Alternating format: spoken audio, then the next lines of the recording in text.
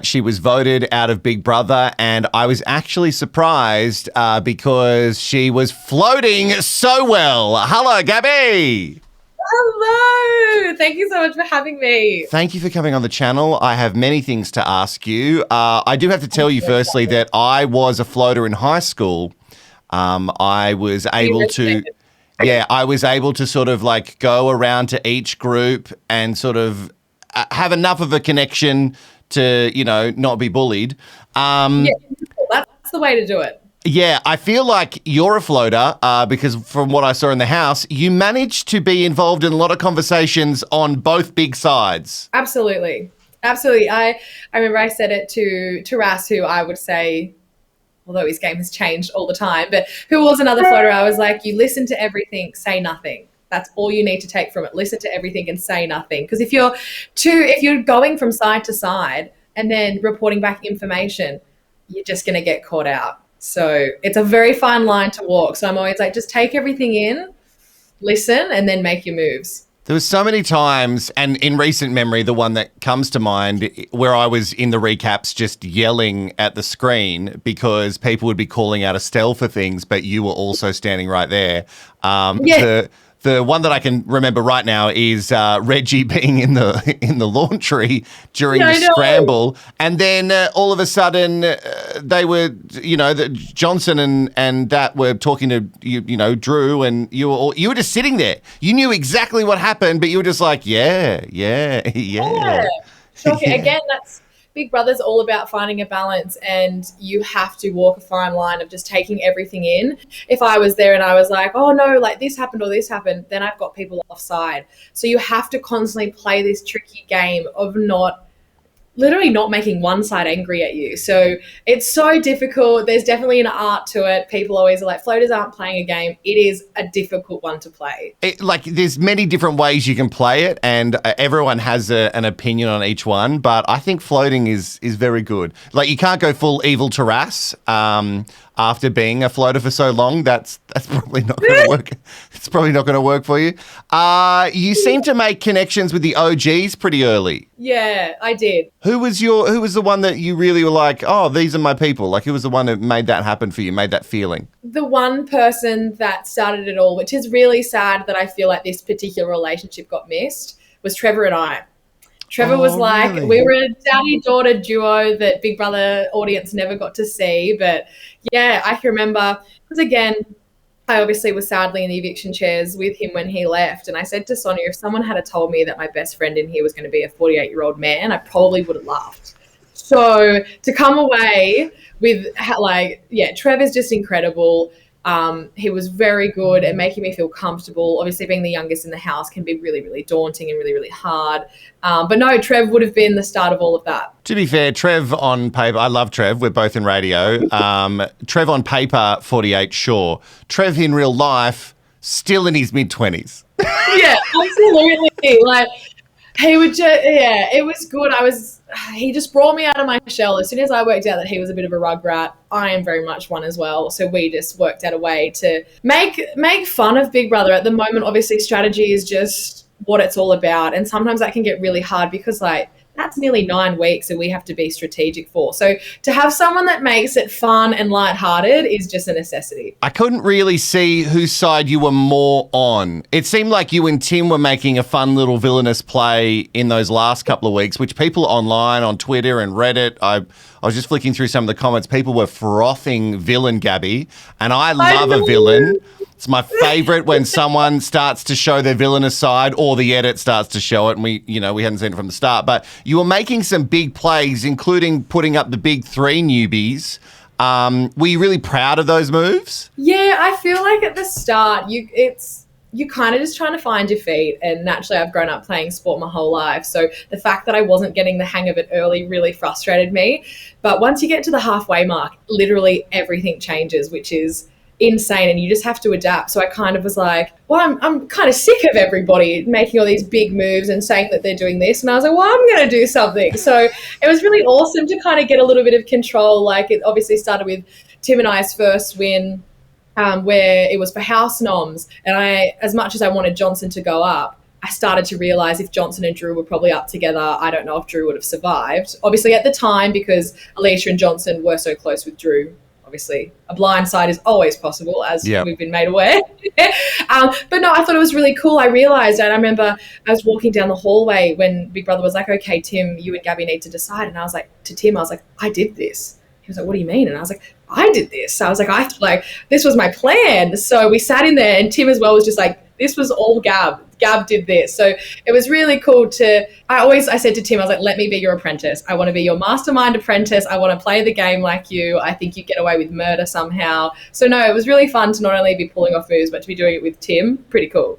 Was it fun to watch Reggie realise that you placed your points elsewhere so you could take control in the final choice? Like, was that fun to watch? Because for me, that was fun to realise that you'd thought that through. Yeah, I know. Well, and it's funny, people always talk about, they make their minds up in certain places, but before we vote, we get sat down on the lounge and we obviously have to be quiet. And there's a lot of time to think in that process. And as one by one went to vote and I went to the last to go, I started to realise, I was like, wait a minute. I don't know if I've thought this through as properly. And then obviously the votes had come out.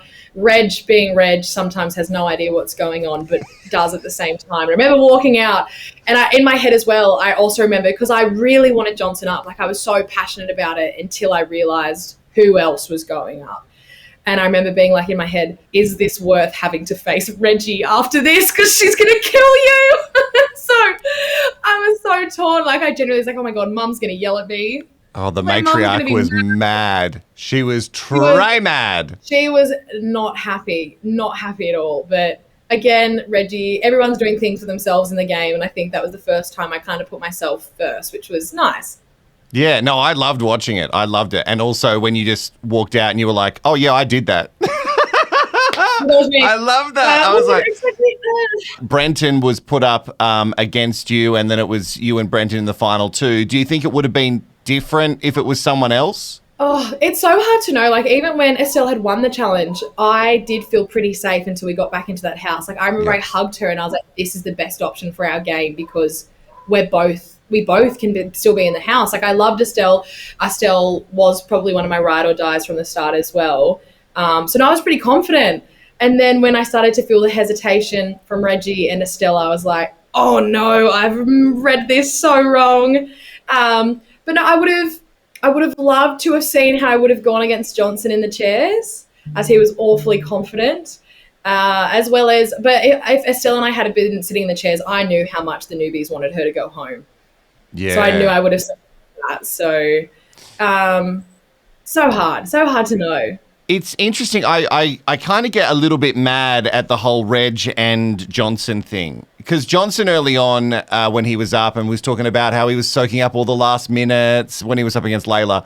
And I feel like from that moment, everybody sort of, I don't know, it seemed like everyone felt a little bit for Johnson because he wanted it so bad, and people do it the same for Reg. Does it feel like that in the house, or is that just the way that it's being edited? No, it definitely felt like we were on the back foot when it came to Reg.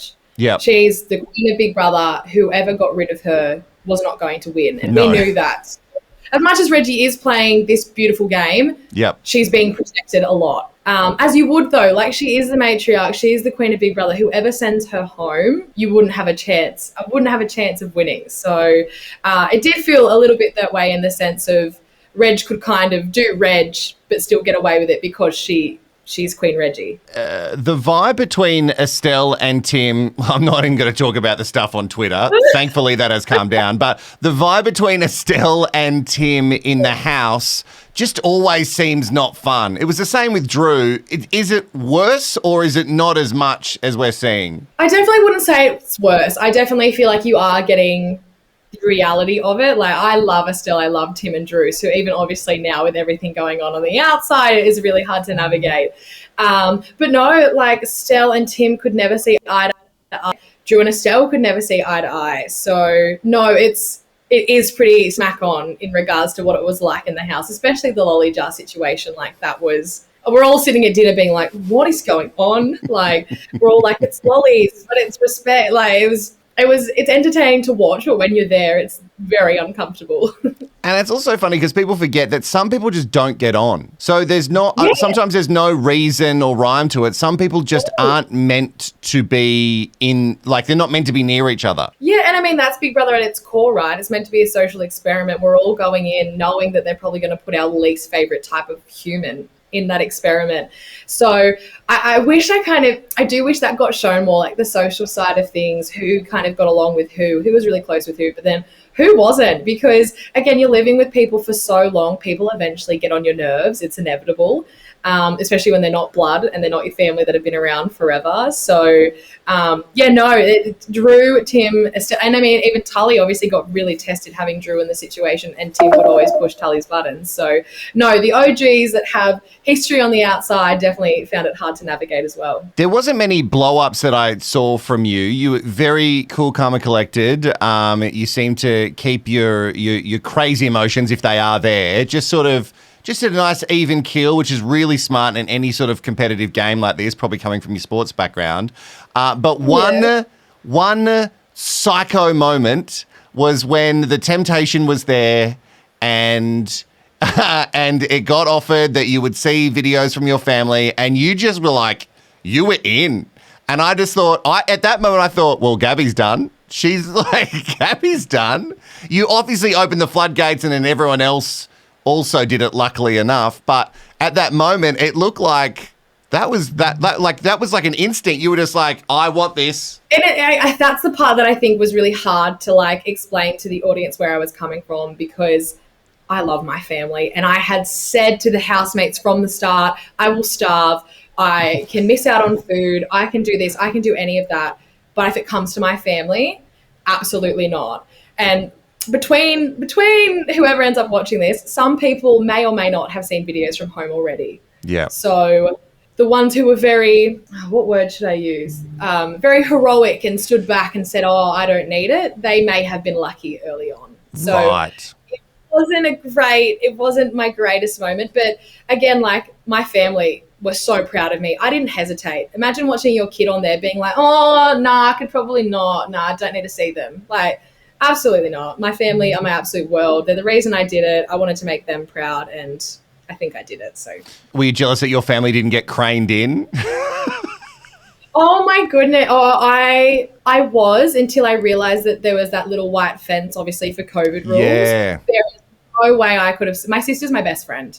So if it had been her, or if it had been my mum and dad, you would have seen crazy emotion, Gabbie. I would have torn the fence down. I would have kicked it in to try and get to them. So no, I'm definitely glad I just got the video, as much as it would have been awesome for them to be in the Big Brother house with me. But yeah, to have that little white fence blocking us from each other, I would have not coped. I think at the end of Big Brother, even if you don't win, it's good to be a part of iconic moments, for me at least, because there'll be things that I remember about certain people forever. Like with Joel and Mel and Lara, it's the flipping of the pillow. That will never, ever get old for me. That will be stuck in my memory forever, rent-free. Another moment that will always live in my mind involves you. And it's not a great moment for you, but because of how awkward it is, I will never, ever let it go. I want to know how, because I spoke to Sam about this, and she was obviously like, I was losing my mind. But in the moment where Sam was like, are you going to get rid of me because you want to be with Drew?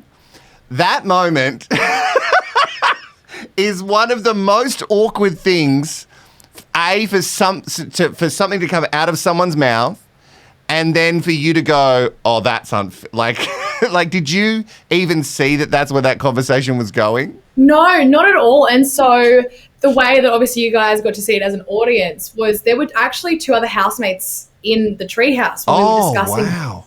Yeah, so not only did she say it to me, she said it in front of two other people. So I was trying to be like, can you two leave? Because I need to talk to her now.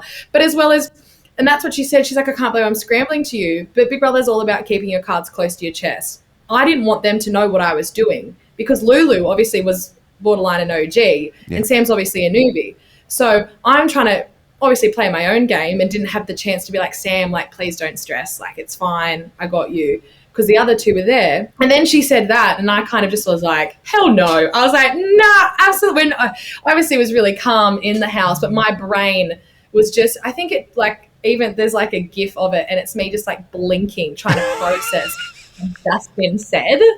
Like, I was just like, is this chick for real? And I don't know, it was really tough because then I was like I'd always felt really underestimated in the game being the youngest, and to have someone, because I adored Sam outside of Drew. I liked her as a person. So for her to then say that, I was kind of like, you don't care about me. You care about me because I'm practically Drew's little sister, and you've probably kept me on side only because of that reason, as well as obviously being a game. But no, it hurt so much more than what I probably gave off. I remember going into the diary room and it was like going through like the 7 emotions of grief, where I was angry and then I was sad and then I was like, no, it's okay. And like I was just going through the absolute world of emotions while sitting in there. But I remember even saying, I was like, am I going crazy, or was that really not cool? And I remember Big Brother being like, that's not cool, Gabbie, however he wants to say it.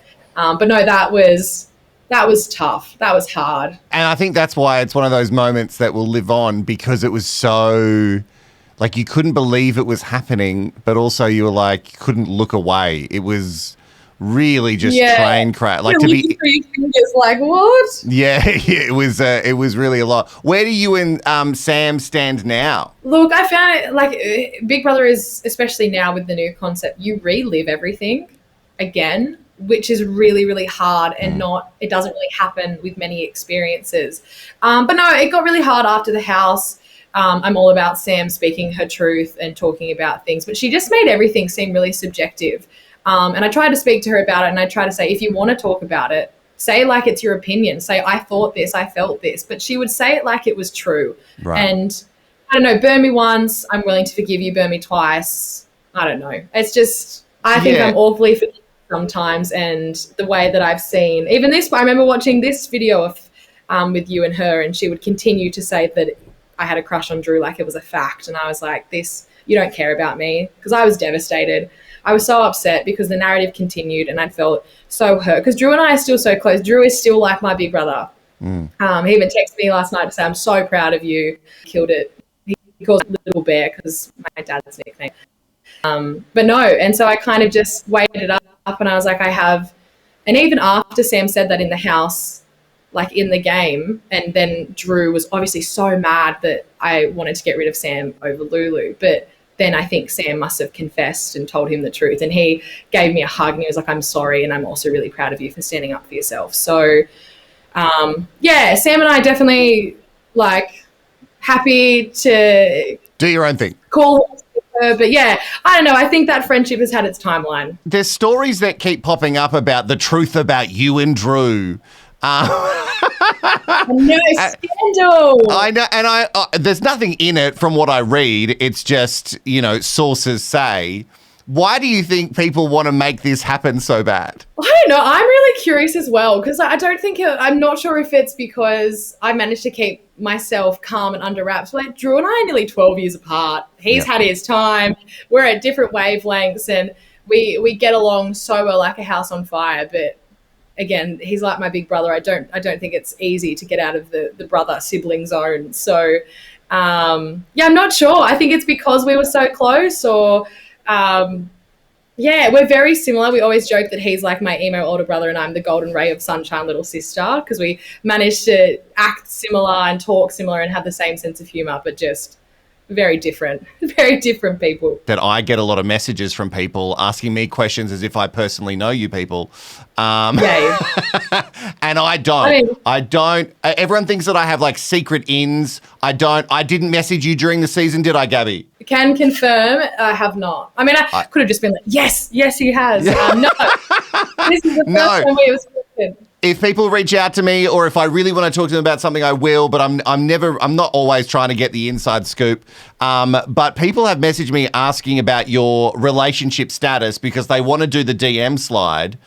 And I'm always like, I don't know. I understand she's very gorgeous, but I don't know. I haven't. I'll ask her when I speak to her, but I don't know. So do you want people sliding in to the DMs, Gabbie?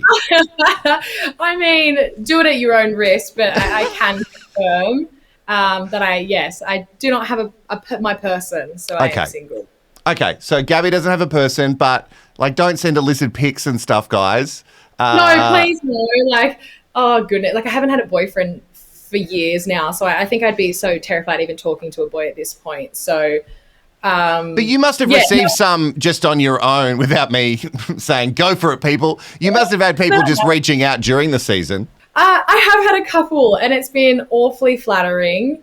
But I'm also very cautious. So I think they're just very excited because I'm on the TV right now, and soon I won't be as now.